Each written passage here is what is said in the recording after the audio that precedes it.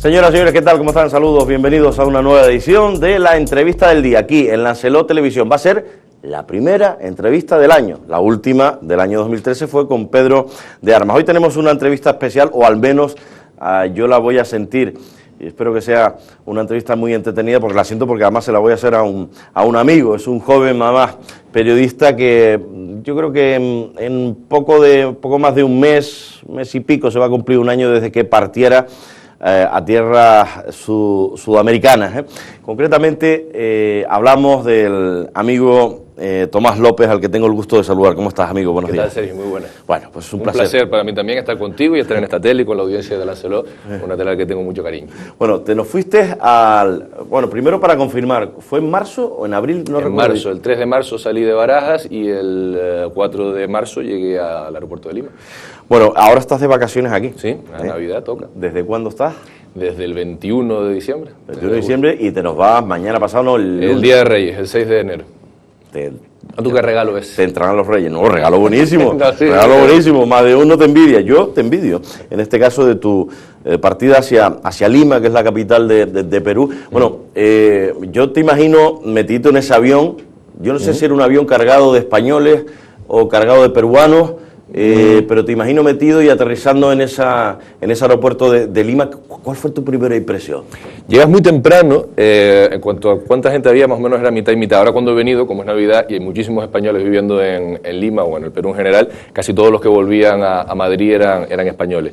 Cuando llegué era muy temprano, que serían las 6:30 de la mañana. Lo que más me sorprendió, bueno, aparte del medio caos que puede haber en un aeropuerto internacional como es el Jorge Chávez y el paso por migraciones y este tipo de cosas que uno no está acostumbrado, bueno, en el Perú amanece muy temprano y cuando llega, bueno, también cómo te asaltan entre comillas, ¿no? Los taxistas, porque claro, quiere que el turista pase y todo eso. Además uno ya con el tiempo se ha acostumbrado pues a negociar el precio de los taxis y todo esto, pero al principio no es el caso, ¿no? Sino que te cobran más o menos lo que ellos quieren y tú lo pagas porque no sabes lo que es, ¿no? Ajá. También me sorprendió pues que era eso muy temprano, pero había sol, porque, o sea, hacía un sol que parecía mediodía, y eso que era a las 8:00 de la mañana, porque amanece muy temprano en esa ciudad. Y por lo demás, pues los primeros impactos de un país diferente, pero al que con poco tiempo uno termina no solo queriendo, sino también entendiendo bastante. Porque hay que recordar que cuando se habla del Perú, hablamos de alturas, ¿no? Y hablamos de Machu Picchu y hablamos de Cusco, pero Lima está a nivel de mar, ¿no? Sí, claro. Lima está pegada al Pacífico, es una ciudad enorme que tiene... Mucha gente no sabe eso, ¿no? Yo me sorprendí el otro día cuando hablabas conmigo, 9 millones y pico de personas, 9 millones y medio aproximadamente. De hecho, 1 de cada 3 peruanos prácticamente vive en la ciudad de Lima, ¿no? Porque el país tampoco es, o sea, es un país de 30 y pico millones de habitantes y prácticamente 1 de cada 3 vive en Lima, una ciudad que recibió. Yo creo que también eso hace también que el carácter del limeño sea bastante abierto a todo lo que llega de fuera, porque aunque haya sido inmigración interior, es decir, gente que llegó de la sierra, sí, de la selva, tiene una gran parte de la población que ha llegado en los últimos 30, 40 años desde otras zonas del país. Bueno, cuéntame cómo fue sobre todo la idea, vamos a ver, dijiste, estabas aquí en Lanzarote, estabas trabajando, estabas colaborando aquí con esta casa, con Lancelot Televisión, también estabas en una radio, en O2 Radio, ¿y cómo fue eso? ¿Qué dijo? Me voy para Lima. ¿Quién te lo dijo? ¿Te lo recomendó alguien o dijiste, bueno, tengo que hacer algo diferente? Yo la verdad que cuando llegué a Lima, siempre lo digo, no conocía a nadie. Yo no sé si eso es un mérito o no, o un riesgo.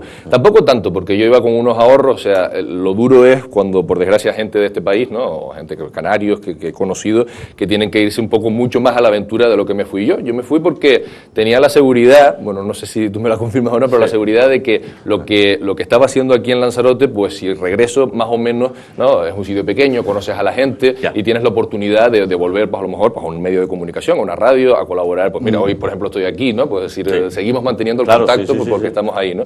Entonces digo, bueno, lo que estoy haciendo ahora, posiblemente si vuelvo, si las cosas mejoran también, pues seguramente lo pueda volver a hacer. Tenía unas ganas enormes de conocer América Latina, no sabía por dónde empezar o por dónde abordar el continente, pero sí que tenía una amiga que estudió conmigo periodismo en Madrid, que es canaria igual que yo, de Gran Canaria, Taidi, que había estado en el periódico La República, que es un periódico periódico limeño, o bueno, del Perú, porque se edita en todo el Perú, haciendo prácticas. Y me hablaba maravillas del país. Yo quería irme en principio de vacaciones, pero finalmente decidí irme, pero también unas vacaciones de otra manera, ¿no? Dije, bueno, tengo un dinero, el visado que te dan de turista son 3 meses, estoy esos 3 meses allá y he hecho currículum, miro a ver cómo está la cosa, si tengo suerte me quedo, si no me vuelvo. O sea, lo mío fue bastante tranquilo. Dentro del riesgo que es no conocer a nadie, ella me dio algunos contactos, una chica canaria, por ejemplo, que estaba en una televisión allí, en Lima, Verónica Oms, ¿sí? Una chica de Tenerife, y con eso, pues, más o menos he ido. Además, es un país en el que te adentras muy rápido, o sea, la gente te acoge bastante fácil, ¿no?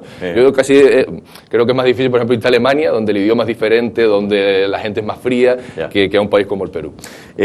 Tardaste mucho en encontrar el trabajo que tienes ahora, pero que tengo entendido que al principio empezaste con una cosa revista, y lo cambiaste. ¿Cómo Ahora estoy en una agencia de comunicaciones. Primero estuve en una revista, tardé no mucho, la verdad, 15 días o así en encontrar el primer trabajo, y luego este otro estuve buscándolo pues también 15, 20 días y me salió más cerca de casa, con un equipo de gente joven. La verdad que estoy contento ahora mismo en el sitio que estoy trabajando. Bueno, pues me alegro mucho. Y además tu piel canera, tu piel canarita, como los canaritos, eso no sé si te habrá ayudado o por el contrario, pues o te ha hecho por explicarlo de alguna manera, ¿no?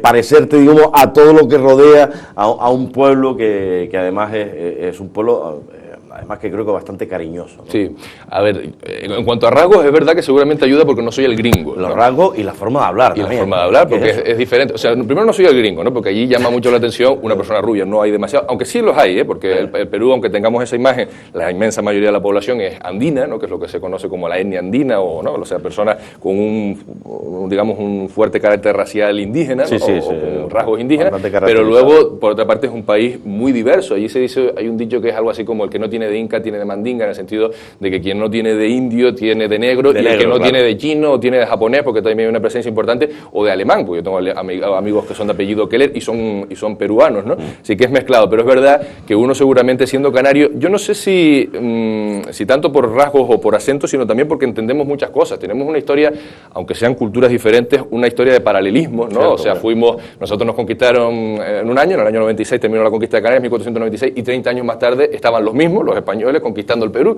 De manera que hay cosas que de su historia, de su cultura, que aun siendo esto mucho más pequeño, aquello era una cultura mucho más avanzada, como puede ser la inca, en el momento de la llegada de los españoles, sí que tenemos colonialismo, el virreinato, cosas que te suenan y que al final en el carácter también se termina notando, ¿no? Aparte de, por ejemplo, cuestiones geográficas, en el sentido climática, por ejemplo, Lima tiene un clima parecido a lo que pueda ser Canarias en algunas zonas. Porque hay que recordar además que el Perú tiene diferentes fronteras con varios países, ¿eh? Sí, y es un país diversísimo en cuanto a esa es una de las riquezas, o sea que a poco que empecé a leer sobre el Perú me interesó el conocerlo, porque es rico culturalmente y es rico, por ejemplo, biológicamente, en cuanto a ecosistemas, o sea, el otro día estaba leyendo que de los 100 y pico ecosistemas que hay identificados por parte de los científicos, ¿no? En el mundo, ¿no? En cuanto a climas, microclimas, el Perú tiene 90 y pico, de tal manera que si hubiese un cataclismo en el mundo y se consigue salvar el Perú, salvaríamos buena parte de lo que hay, porque tiene, por ejemplo, yo vivo en Lima, ¿no? Lima tiene un clima subtropical fresco, bastante más frío que, por ejemplo, Lanzarote, pues es una cosa tipo La Laguna, para quien conozca más o menos el resto del archipiélago,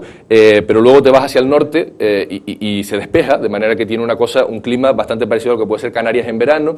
Te vas a la sierra y hay zonas que están nevadas durante todo el año, es decir, nevados en los que rara vez sube de los bajo cero, ¿no? Porque están en una altura considerable, y de ahí pasas inmediatamente a la selva, porque es una caída en picado de los Andes hacia la selva amazónica, que está casi todo el año a 30 y pico, con una humedad brutal y con lluvias todos los días y una naturaleza, pues como uno se imagina la selva amazónica, ¿no? Sí. Y entonces en un espacio bastante pequeño, que en 1 hora y pico de avión llegas a cualquier punto del país, o 1 o 2 horas de avión. De manera que efectivamente es un país riquísimo, y luego culturalmente también, porque la sierra, la selva y la costa tampoco tienen demasiado que ver, más allá de ser peruanos, culturalmente. La costa está el Pacífico, pero luego tiene Chile, pero tú vas a apuntar Chile, Ecuador, Brasil, Colombia y Bolivia. Y Bolivia. Por todo eso, Linda, ¿has tenido tentación de cruzar alguna vez la frontera por cualquiera de estos países? Si por mí fuera, lo que pasa es que falta tiempo y a veces las perras tampoco son demasiadas. Pero, por ejemplo, me apetece bastante conocer Bolivia, porque me parece un país curioso, es de los pocos países latinoamericanos, creo que solo Paraguay y Bolivia no tienen mar, o sea, no tienen salida al mar, es un país andino 100%, porque está efectivamente en el altiplano, ¿no? Y creo que debe ser un país interesante, ¿no?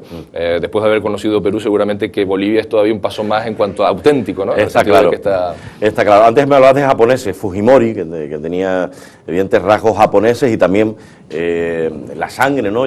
hay tantos japoneses, ¿o qué? ¿Por qué Sí. no? ¿Por qué está Japón y Chile? Siempre se ha hablado que tienen, digamos, bastantes coincidencias, primero físicas y bastantes, creo que culturales. Yo no sé si dentro de culturales ellos acuerdan.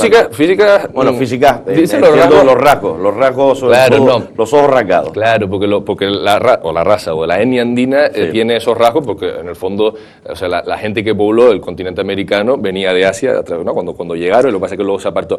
Pero sí es verdad que tú tienes un contacto importante tanto con China como con Japón, o ha tenido históricamente, ¿no? Por ejemplo, allí hay una cosa que son los restaurantes, a los chinos se le llama chifa, pero no es exactamente chino, es mezcla entre chino y peruano, está esa simbiosis, es decir, no te encuentras pues una carne que se puede parecer a lo que los chinos aquí, pero en vez de la salsa de agridulce es de salsa de tamarindo. Qué gracioso. ¿No? Porque y desde el siglo XIX, creo que la llegada, por ejemplo, de los japoneses, hubo creo que hasta un acuerdo entre la República del Perú para la importación de mano de obra japonesa en una determinada época entre el Imperio japonés y la República del Perú, y eso ha hecho que haya, bueno, aparte de que son dos países pacíficos, es decir, en el sentido de que están en el Océano Pacífico, no porque sean más tranquilos que los demás, y entonces eso ha permitido un intercambio, y también hay, por ejemplo, la cocina Nikkei, que es la cocina japonés-peruana, es decir, hay muchos rasgos culturales que ya se han, digamos, sincretizado entre ambas Pero hasta, culturas. por ejemplo, en las escuelas llegar a hablar japonés, no. Eso Pues no seguramente que haya escuelas mejor, japonesas, ¿no? o sea que están, porque por ejemplo es importante allí, la embajada de Japón tiene una actividad cultural importante, el centro japonés. Yo tengo un amigo, por ejemplo, que es de ascendencia japonesa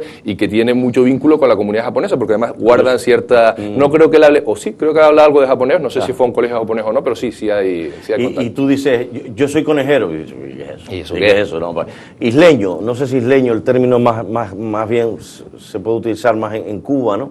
Pero dices canario.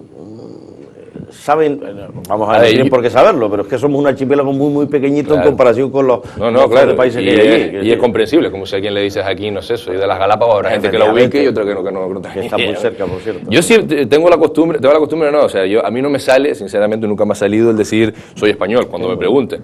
Entonces, cada vez que me preguntan ¿de dónde es usted? En vez de canario suele decir, porque a veces te confundo con el pájaro y tal, de las Islas Canarias, ya ubicas un poco que es un archipiélago, que son unas islas, y sí suena. Claro. Suena en general, hay gente que ha visto que tenderete, o sea, hay de todo, o sea, te encuentras gente, curioso, me acuerdo de un taxista. El fenómeno del programa de Tenderete de televisión española es curiosísimo. En América, en Norteamérica también, yo recuerdo, pero es curioso. Te voy a contar la anécdota porque además se dio la casualidad que llegamos a estar 5 personas de Lanzarote en un taxi metido. ¿Pero qué novelería es esa, hombre? Además, dices tú, ¿cómo van a estar 5 en el mismo taxi si había un taxista que nos imaginamos que es peruano? Porque sí, porque en Lima es fácil meterse la gente que quepa en un taxi y entran todos, con tal de que quepa y que el taxi camine, aquello te deja, ¿no? Entonces salíamos justo del Teatro Nacional porque fue a cantar como tenor y como protagonista principal de La Flauta Mágica, de una obra de ópera, Pancho Corujo, conocido en esta isla, y además 2 de las personas que habían trabajado en el vestuario también eran de Lanzarote y una amiga mía que estaba de vacaciones en Lanzarote, entonces coincidimos 5. Y lo mismo que estábamos hablando ahora del tema del acento, nos dice el taxista, ¿y ustedes de dónde son? Porque la forma de hablar de dónde son, a veces te mandan para Chile, a veces para el Caribe, que si Panamá, que si Cuba, que si Venezuela, y le dijimos somos de las Islas Canarias, y este señor, otras veces hay que explicar un poco, porque es unas islas que pertenecen a España, que están al lado de África, pero en este caso dice, de las Islas Canarias, yo veo Tenderete, La Isa, La Folía, y al final terminamos hablando de música canaria, Pancho sacó a los corujos, empezamos ahí a hablar de la saga, y el trayecto fue de lo más entretenido. Dicen que Perú es un país al alza económicamente, pero tú me tienes que contar que eres el que yo conozco y que vive allí, si eso es verdad o no. No, el Perú, o sea, al alza obviamente lo está, el crecimiento, no sé con cuánto ha cerrado el Estado español en este año, imagino un 0 no sé cuánto % de crecimiento, un casi estancamiento, y el Perú pues ha crecido este año al 5,5, 5,6, es decir, casi al 6%, y ha venido creciendo los últimos años, en la última década, prácticamente a esos niveles. Es un país que está creciendo mucho, es un país que está cambiando mucho, yo no conocí el Perú anterior, pero a poco que te cuenten, o sea, a mí me han dicho gente de mi generación, ¿no? O sea, no gente más mayor, sino gente de mi generación, que el Perú daba la sensación en un determinado momento, años 90, años 80, que era un país que se iba por el sumidero, ¿no? Momentos de devaluación en lo que esto te costaba hoy 10 y mañana te costaba 1000, o momentos de, por ejemplo, el tema del terrorismo, Tupac Amaru, Sendero Luminoso, que golpeó no solamente primero la sierra y después Lima de manera contundente, que se oía los bombazos cada 2 por 3. Entonces, comparado con eso, es posiblemente el primer momento de la historia reciente del Perú en el que están en un momento de crecimiento, de auge económico. Ahora, el punto de partida era difícil y todavía quedan enormes desigualdades oportunidades, todavía los sueldos no son lo que se merece. Hay muchísimo trabajo, hay trabajo, pero los sueldos no son seguramente los más dignos todavía para una parte importante, por lo menos, de la población. Para quienes están formados, quizás sí, pero para alguien que trabaja pues, en la limpieza, para los que no lo están, que son una parte importante de la población, no lo es, y el Estado todavía es débil. Claro. Es decir, nosotros tenemos, pues eso, aunque nos quejemos, hemos tenido por lo menos hasta ahora una sanidad, una educación de primer nivel, pero no es el caso del Perú. Es decir, un país de muchos contrastes también, pero que siempre es mejor ir de abajo arriba que de arriba abajo, que es lo que yo suelo decir. Es decir, el Estado español, por ejemplo, es un país que está yendo de arriba abajo y eso cuesta, ¿no? Aunque tu situación de partida sea buena. El Perú, por muy bajo que siga, no está tampoco tan bajo, pero es un proceso inverso, ¿no? Ahora hablamos sobre todo de la gente que ha decidido salir de este país, de la península, y también desde Canarias a otros lugares, entre ellos está el Perú, pero sí quería preguntarte por la política. Precisamente antes me hablabas muy por arriba. Vargas Llosa fue candidato, aparte de ser escritor. Fujimori fue lo que fue, ¿no? Ahora mismo, ¿qué gobierna? ¿Es a la derecha, es la izquierda, es el centro? Es una izquierda, es la izquierda, se llama Ollanta Humala. Es una izquierda nacionalista. El nacionalismo en el Perú, al contrario que en otros lugares, ha estado ligado más bien a movimientos de izquierda, porque precisamente es la reivindicación de una nación no tan controlada, por ejemplo, por los intereses estadounidenses, pero también es un país en donde la fuerza del capitalismo y del liberalismo es muy fuerte. Si no es equiparable esa izquierda tampoco, o por lo menos su programa de gobierno, a lo que puede ser Ecuador, por ejemplo, que es un país limítrofe con Correa, que es mucho más socialista, ¿no? Es un país, de hecho, Humala tuvo un poco que cambiar su discurso. Ya se presentó en una ocasión en la que le ganó Alan García, en su segundo mandato, en el que iba con unos postulados más cercanos quizás a lo que pueda ser la izquierda de Chávez, y no ganó porque hay todavía... seguramente el fenómeno del terrorismo de Sendero Luminoso le hizo daño, entre comillas, a la izquierda, en el sentido de que cualquier propuesta que sea demasiado virada hacia la izquierda es vista como pro-senderista, ¿no? Y a mucha gente le trae los recuerdos de aquel momento, pero sí es un gobierno de izquierda lo que tienen ahora mismo. Bueno, pues ahí está. Antes nombré a Vargas Llosa. Vargas Llosa llegó a ser candidato, quiero decir. Y le ganó Fujimori. Y le ganó Fujimori, ¿no? Pero es un hombre además el fenómeno Fujimori es seguramente de los más interesantes todavía hoy en el Perú, porque es un presidente del pasado. Porque él está encarcelado. Yo pensé que se lo llegaron a llevar a Japón, pero creo que él se mandó a mudar y creo que la renuncia la mandó desde el Japón. La mandó desde Japón, pero él está encarcelado en Lima. En Lima, ¿no? Ajá. Y además eso es un fenómeno, además mediático. El de Fujimori o sea, es un presidente del pasado, es un hombre que está mayor, que está encarcelado, que todavía además tiene procesos pendientes, así que tampoco, no sé yo cuánto tiempo más están en la cárcel, pero acaba, por ejemplo, de iniciarse un juicio por los llamados diarios chicha, que es la subvención que se le daba a determinada prensa en la época del Fujimorismo, pero que, sin embargo, su hija, Keiko Fujimori, es la líder del segundo partido más votado en el Perú. Más votado. Y entonces es una cosa curiosa, un señor que está en la cárcel, bueno, aunque aquí en Lanzarote tampoco nos debería extrañar tanto, en el sentido de que alguien que pueda estar en la cárcel, que pueda estar en tela de juicio, que incluso en el caso de Fujimori con asuntos mucho más graves, como puedan ser delitos de lesa humanidad, etcétera, etcétera, pero que aún así tú te montas en determinados taxis y la gente te defienda a Fujimori. Bueno. ¿Por qué? Porque fue un momento, fue una época, el tema del terrorismo, utilizó armas contra el terrorismo parecidas a las que utilizaban los terroristas, eso hay mucha gente que lo ve bien, bueno, o sea, si nos ponemos en el lugar tampoco a lo mejor es tan difícil de comprender, y además fue el que inició el proceso de recuperación, o eso me dicen, del país, es decir, que las primeras medidas económicas que ha llevado al Perú hacia esta senda dicen que es de Fujimori, y por eso mucha gente lo justifica. Uno mira también la época de Fujimori y se echa a correr, pero es la justificación que todavía mucha gente le da a ese fenómeno. Vuelvo a la inmigración y a los peruanos que pueden estar residiendo en Lanzarote. Me molesté al saber que ibas a venir por aquí en llamar al Ayuntamiento de Arrecife a ver si me facilitaba una serie de datos de residentes. 413. ¿En Arrecife? En Arrecife, 413. A mí me parece hasta mucho. No sé qué decirte. El otro día, justo el fin de año, y mira que bebí. Lógicamente, como haríamos todos, no todo este año, pero sí. Tampoco es que estuviese uno, o sea, en toda su serenidad, y de repente vi un pibe y tú eres peruano. Y dices, sí, ¿en serio? Por los rasgos, ya uno distingue. No, te digo en serio porque, ya más lo hablamos tú y yo el otro día, colombianos sí hay, colombianos, ecuatorianos en la península hay muchísimo, y seguramente de otros países, pero peruanos... Pues 400 y pico, y lo reconocí, y además hablando canario ya, porque se ve que es un pibe que debió llegar aquí hará como 10 años y ahora tendrá 20 y pico, o sea, con lo cual ya ha tenido su tiempo de tal, y me estaba hablando de que tenía ganas de ir para allá, la verdad que no recuerdo mucho si con ganas de regresar para siempre o por lo menos de conocerlo, pero por ejemplo tenemos a Walter Renato, ¿te acuerdas? ¿No? Que estuvo en el programa de televisión de música y tal, creo que era Factor X, que también era de origen peruano, lo que pasa es que tú lo oyes hablar y parece un canario más, ¿no? Pero ahí sí hay familias peruanas que llegan llegaron a Lanzarote, ¿no? Ahora el proceso es el inverso. Yo voy, por ejemplo, sobre todo por Miraflores, por determinadas zonas de Lima, y escuchas a un montón de españoles hablando, y o sea, ahora estamos en otro proceso, y por eso, como las cosas nunca se sabe para dónde van, mismo allá, porque entonces también están subiendo los precios prácticamente que se vea al instante, es decir, o las casas, por ejemplo, el tema de la burbuja inmobiliaria se está viendo allá, ¿no? Porque muchas de las constructoras, Sacir Vallehermoso, FSC, todas estas constructoras españolas están ahora ya, por cada banco que cierran aquí, es decir, estamos en un mundo global que las cosas son así, por cada BBVA que pueden cerrar en España, se está abriendo uno en el Perú, porque el BBV Continental es de los grandes, es decir, el dinero se mueve, lo que luego lo sufrimos somos los ciudadanos, ¿no? El movimiento de esos dineros, pero las empresas multinacionales siguen haciendo negocios. Espero que nadie interprete lo que voy a decir ahora como una burla absolutamente a nada, pero bueno, como estamos hablando entre canarios y entre personas que también hemos viajado, yo no he viajado nunca a Sudamérica, pero sí he estado mucho por la península y en otros lugares donde no era península, y el peninsular y el canario siempre hemos tenido unas diferencias, ¿no? Sí. Igual de buenas, por un lado igual de buenas que malas, quiero decir, cada uno tenemos nuestros problemas, o nuestra forma de ser. Nosotros solemos ser más dulcitos. Ellos cuando ven a un peninsular, notan, por ejemplo, cuando hablan contigo, pero tú, en realidad es lo mismo, es decir, tú, se nota la diferencia en el sentido, en la forma, cuidado, porque todo el mundo podemos ser igual de bueno, puede ser el canario todo lo dulce que quiera y luego ser el más ruinito del mundo, o sea, que dejemos claro eso. Cierto. Sí. Mira, para ponerte un ejemplo, un peruano imita a un ibérico bastante parecido a como lo hago yo.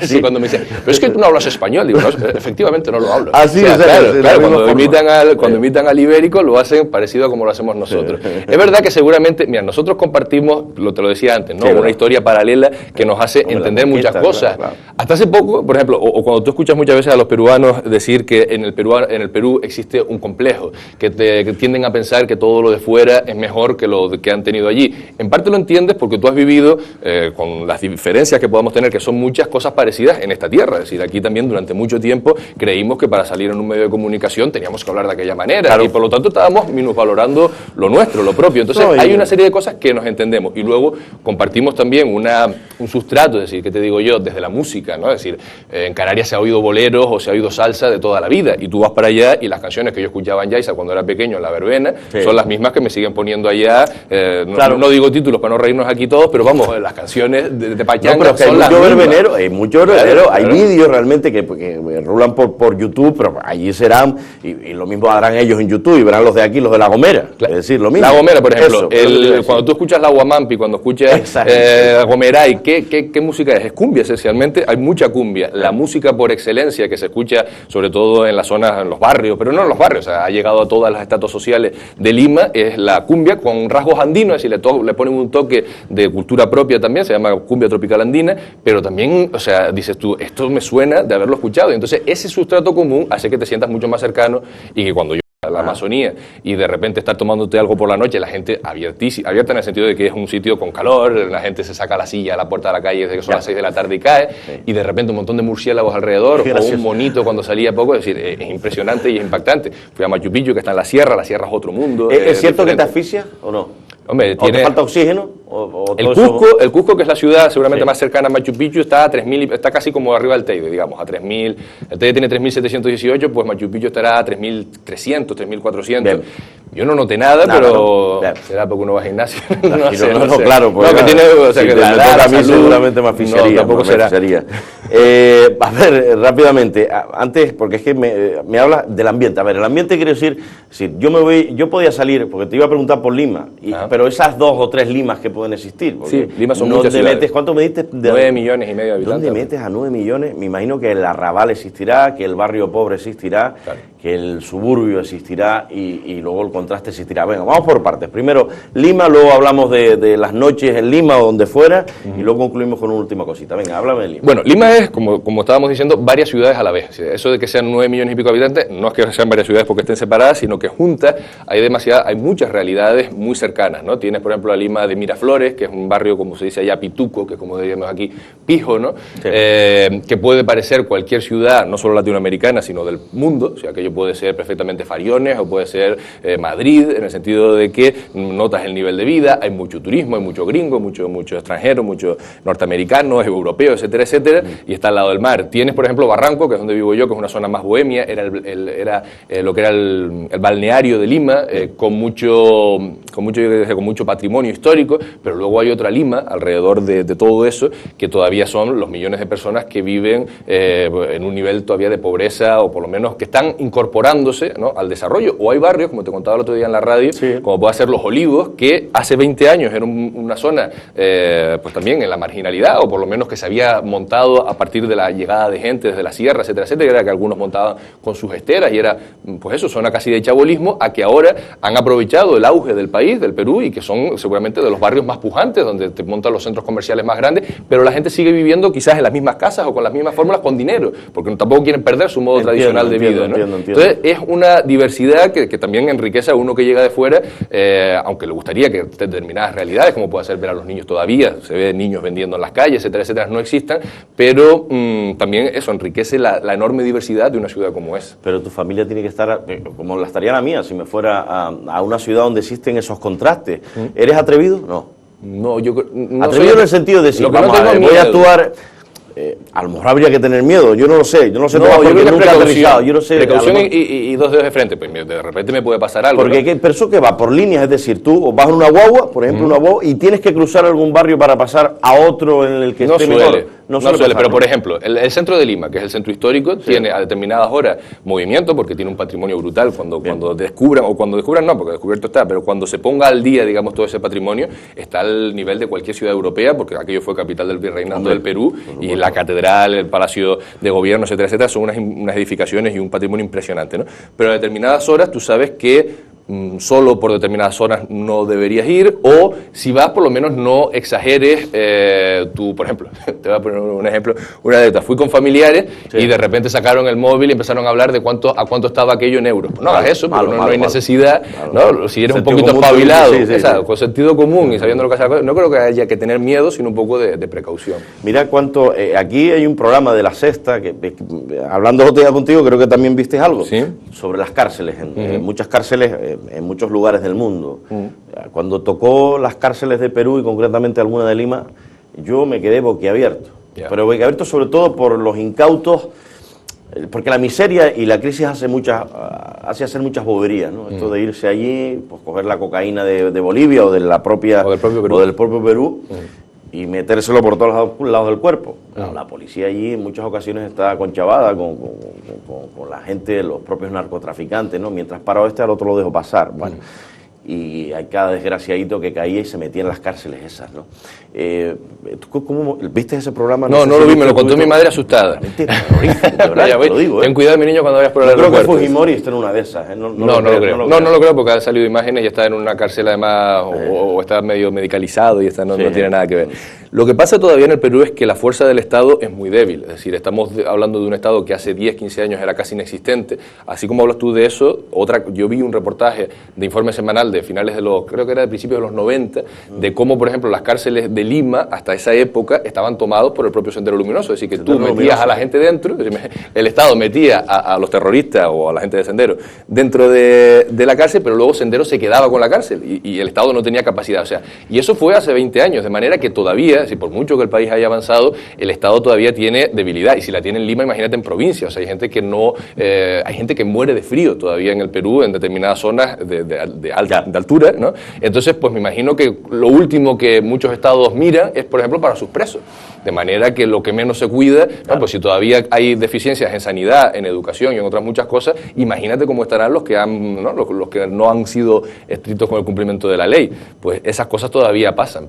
Yo con 43 años, pues bueno, así, al amor me botella un saltito. ¿Tú con 20 y cuántos? No, ya 30. Bueno, 30 añitos nada más, 30 añitos nada más.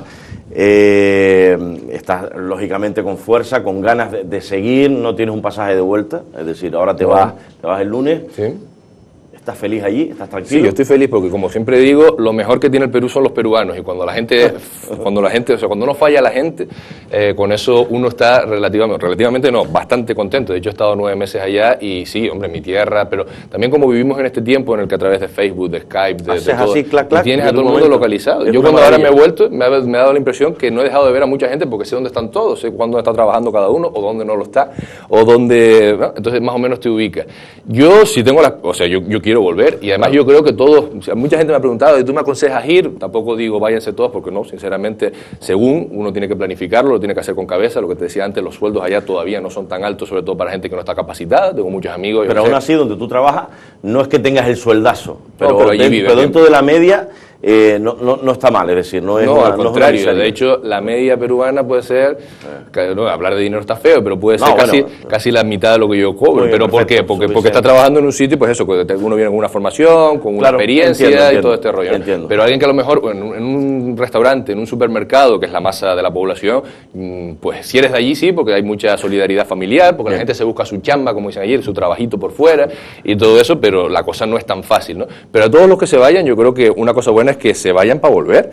O sea, porque este país nos ha dado mucho, a pesar de lo que, del momento en el que estamos, nos ha dado una educación, nos ha dado mucho este país, y aunque ahora se lo estemos regalando, entre comillas, a otros, ¿no? En el sentido de que estamos dando nuestra fuerza de trabajo para otros, también tenemos que aprovechar de esos otros lo que estemos ganando, ¿no? De experiencia y de lo demás, claro, para retornarlo al sitio donde somos. Yo eso lo tengo clarísimo. Hay ambiente, es decir, me voy de noche y yo pido un Cuba Libre y me van a entender, o me ponen un pisco. Yo creo que sí.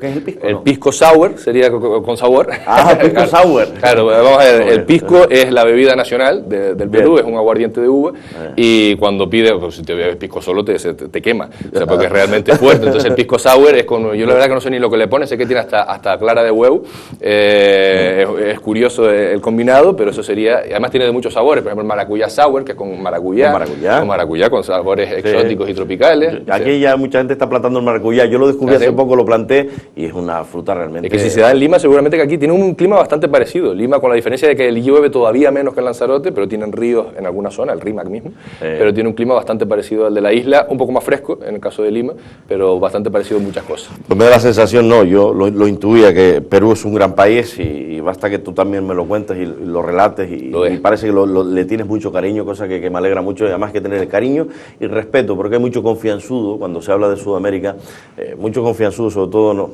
poquito alejado de aquí, que se creen siempre superiores, y lo que me estás contando, lo único que me estás dando es envidia, además, y ganas de visitar ese magnífico país. Es un auténtico placer, amigo. Pues amigo Sergio, un placer también haber estado por aquí. Oye, nos vemos. Muchas gracias. Gracias a ti. Tomás del López, el compañero, un amigo que se ha atrevido a cruzar el charco y a vivir una experiencia que es envidiable. Volvemos mañana. Adiós. Yo estuvimos un buen ratito,